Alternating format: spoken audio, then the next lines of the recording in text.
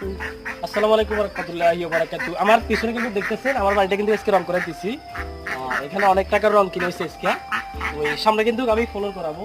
তো এই রঙের যে কন্ডিশন আসলে মিস্ত্রির যে আসে মানে মিস্ত্রির সাথে আমার যা কন্টাক্ট হইছে তো তাকে আমার পক্ষ থেকে মানে পছন্দ যেহেতু হয়ে গেছে আমার পক্ষ থেকে তারা আর 1000 টাকা আমি বাড়তি দিব। আমি ওকে বলেই দিয়েছি। আমার কিন্তু মানে কাজটা হেভি সুন্দর হয়েছে অথবা সুন্দর করে করছে। আর যদি রং মিস্ত্রি প্রয়োজন ঠিক এই মিস্ত্রি আমাদের কাছে আছে।